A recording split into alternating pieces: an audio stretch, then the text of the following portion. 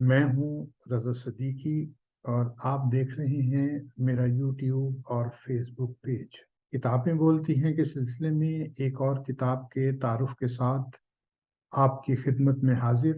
آج کی کتاب ہے ڈاکٹر سعادت سعید، شخصیت اور فن۔ اس کی مصنفہ ہیں پروفیسر رباب تبسم۔ یہ کتاب اکادمی ادبیات پاکستان نے پاکستانی ادب کے معمار کے سلسلے میں جو کتابوں کی اشاعت کا سلسلہ شروع کیا ہوا ہے، اسی سلسلے کی ایک کڑی ہے۔ ڈاکٹر سعادت سعید اردو زبان و ادب کا اہم ترین حوالہ ہیں۔ شاعری، تنقید و تحقیق اور تراجم ان کی شناخت کا ایک ذریعہ ہے۔ اسی سلسلے میں ڈاکٹر سعادت سعید اب تک 32 سے زائد کتابوں کے مصنف اور مؤلف بن چکے ہیں۔ ان کتابوں میں تنقید و تحقیق، شاعری، تراجم اور مرتب شدہ کتابیں شامل ہیں۔ پروفیسر رباب تبسم کی کتاب ڈاکٹر سعادت سعید، شخصیت و فن، جو حال ہی میں منظر عام پر آئی ہے، ڈاکٹر سعادت سعید کے اسی کام کا احاطہ کیے ہوئے ہے۔ پروفیسر رباب تبسم نے پہلے باب میں ڈاکٹر صاحب کی سوانح شخصیت اور ادبی تربیت، جبکہ دوسرے باب میں سعادت سعید بطور نظم گو شاعر کے طور پر پیش کیا ہے۔ تیسرے باب میں سعادت سعید بطور نقاد کے اور چوتھے باب میں سعادت سعید بطور مترجم ڈاکٹر رباب تبسم نے انہیں پیش کیا ہے۔ پانچویں باب میں ڈاکٹر سعادت سعید بطور مؤلف سامنے آتے ہیں، اور آخری باب میں سعادت سعید مشاہیر اور معاصرین کی نظر میں کس طرح کی شخصیت ہیں، اسے پیش کیا گیا ہے۔ اس کتاب کو تحریر و ترتیب سے آراستہ کرنے میں پروفیسر رباب تبسم نے نہ صرف ایک عظیم علمی و ادبی شخصیت کا انتخاب کیا، بلکہ اپنے بہترین صلاحیتوں سے ڈاکٹر صاحب کی شخصیت اور فن کے حوالے سے ایک معیاری اور اعلیٰ درجے کی کتاب مرتب کی ہے، جس کا مطالعہ تحقیق کرنے والوں کے لیے بلا شبہ مددگار ثابت ہوگا۔ پروفیسر رباب تبسم کا تعلق چنیوٹ سے ہے۔ انہوں نے پنجاب یونیورسٹی سے ایم فل اور پنجاب لاء کالج سے LLB کی ڈگری حاصل کی۔ انہوں نے اپنی سرکاری ملازمت کا آغاز گورنمنٹ کالج برائے خواتین سے یعنی چنیوٹ سے کیا۔ بعد ازاں انہوں نے کئی اداروں میں تدریسی فرائض سر انجام دیے۔ ڈاکٹر رباب تبسم نے پرائم منسٹر ہاؤس میں اسسٹنٹ ڈائریکٹر اور PRO کے فرائض بھی سر انجام دیے، اور آج کل نیشنل اسمبلی اسلام آباد میں ڈپٹی ڈائریکٹر پروٹوکول کے فرائض سر انجام دے رہی ہیں۔ پروفیسر رباب PTV میں نیوز کاسٹر بھی رہیں۔ انہوں نے تحقیق و تنقید کے علاوہ شاعری اور افسانہ نگاری بھی کی۔ افسانہ نگاری کی دنیا میں بھی نام پیدا کیا۔ پروفیسر رباب PTV میں نیوز کاسٹر بھی رہیں۔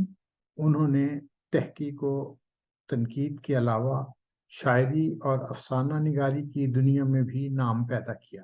ڈاکٹر سعادت سعید کے بارے میں اپنی کتاب کے دیباچے میں وہ لکھتی ہیں کہ ڈاکٹر سعادت سعید کا شمار ادب کے اعلیٰ پائے کے ادیبوں میں ہوتا ہے۔ اب تک جو کچھ انہوں نے کیا ہے، اس کو مجموعی طور پر دیکھا جانا چاہیے۔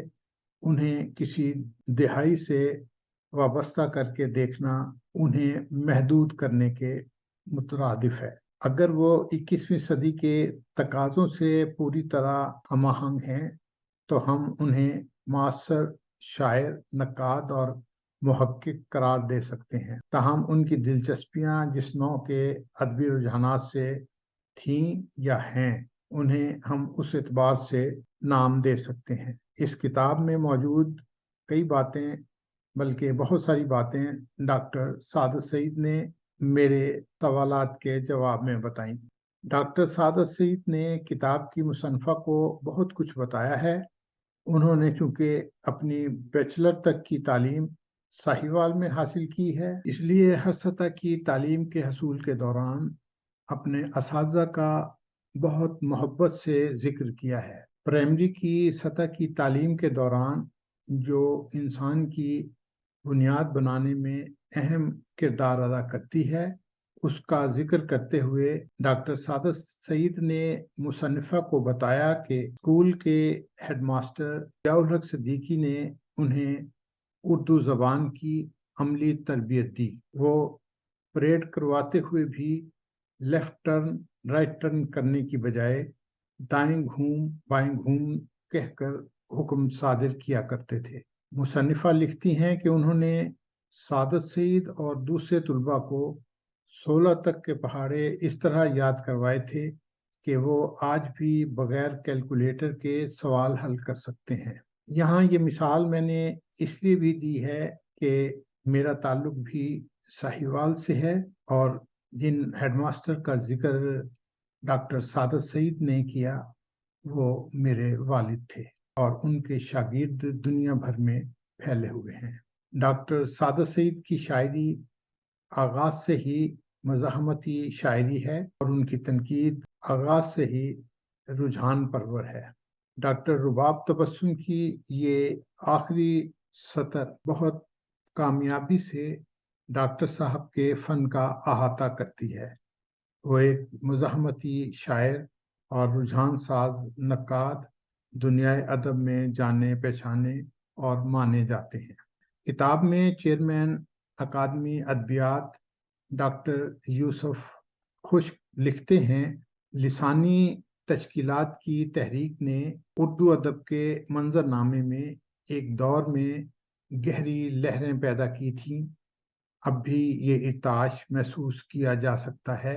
डॉक्टर सादत सईद इस तहरीक के बानी अहले कलम में शामिल थे। आपने जदीद उर्दू नज़म की सूरतगरी की और उसकी मुबादियात के हवाले से काम किया। आपने जदीद नज़म को नए रुझानात से मुतारिफ किया।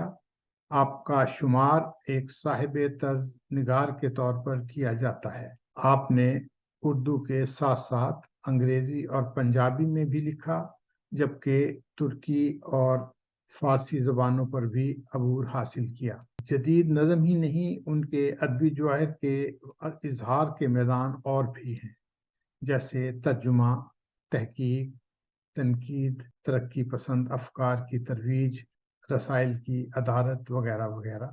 डॉक्टर सादत सईद ने उम्र अजीज उर्दू ज़बान और अदब की तदरीस में बसर की है। डॉक्टर यूसुफ खुश्क ने इन चंद सतूर में डॉक्टर सादत सईद को बड़े खूबसूरत अंदाज में खिराज पेश किया है। इस किताब में डॉक्टर सादत सईद के हालात ज़िंदगी, साहिवाल और उसके अदबी माहौल, अपने अदबी रफ़ाका का भरपूर इजहार है। साहिवाल से ताल्लुक़ रखने वाले उदबा और वहाँ आने और वक्त गुजारने वाले जय्यद उदबा का जिक्र भी इस किताब में मौजूद है और ख़ास तौर पर वो अपने पहले उस्ताद अपने वालिद अलिफ़दाल नसीम का जिक्र बड़ी मोहब्बत से करते हैं। मुसन्निफ़ा से उन्होंने डॉक्टर अलिफ़दाल नसीम का जिक्र करते हुए, जो कि खुद भी एक कादरुल कलाम अदीब थे, डॉक्टर साहब के दादा शेर मोहम्मद पंजाबी और फारसी शायरी में दिलचस्पी रखते थे और खुद भी शेर कहते थे। यूं डॉक्टर साहब एक इल्मी और अदबी ख़ानदान से ताल्लुक़ रखते हैं। डॉक्टर सादत सईद ने 1952 से साहिवाल का अदबी पस मंज़र डॉक्टर रुबाब तबस्सुम की अपने बारे में किताब में बयान किया है। यहाँ साहिवाल का अदबी पस मंज़र खुद उनकी ज़बानी सुनिए, फिर किताब के दीगर मंदरजात की तरफ बढ़ेंगे। 1952 से 1967 तक मेरी तरबियत मॉन्टगोमरी में हुई। 1963 के बाद गवर्नमेंट कॉलेज की बज़्म अदब, कैफ़े डी रोज़ और स्टेडियम होटल में अपने बाज़ असातिज़ा مجید امجد، منیر نیازی، ظفر اقبال، حاجی بشیر، احمد بشیر، جعفر شیرازی، گوہر ہوشیارپوری، ناصر شہزاد، مراتب اختر، محمود علی محمود وغیرہ کی صحبتوں میں بیٹھنے کا اتفاق ہوا۔ گورنمنٹ کالج کے میگزین ساہیوال کو جدید ادب کے ذائقوں سے ہمکنار کرنے کے لیے ہم نے یعنی میں نے اور اقبال کنور حال فہیم جوزی نے اس میں جہاں آزاد نظموں کو چھاپا وہاں معاصر فکشن کے حوالے سے بھی اس میں مضامین شائع کیے۔ سجاد میر نے اپنے بی اے کے زمانے میں افتخار جالب کی نئی شاعری کو چیلنج کیا۔ فہیم جوزی اور راکم الحروف نئی شاعری کے نمائندے بنے۔ اس شہر میں علامہ اقبال اور کلاسیکی اردو ادب کے حوالے سے بہت تحقیقی کام ہوا۔ اردو زبان کے فروغ اور نشو و نما کے لیے بھی یہاں سے آوازیں بلند ہوئیں۔ اس حوالے سے میرے والد ڈاکٹر الف لال نسیم کا کردار بے مثال۔ یہ تمہید صرف اس لیے ہے کہ ساہیوال کے محقق جدید اردو نثر کے فروغ میں ساہیوال کے لوگوں کی خدمات کو فراموش نہ کریں۔ راجہ عبدالقادر، شاہد حمید، پروفیسر مرغوب احمد، ریاض زیدی، قیوم صبا، محمد امین، غلام فرید کاٹھیا صاحب نے بھی ساہیوال میں اردو ادب کی شمعوں کو روشن کیے رکھا۔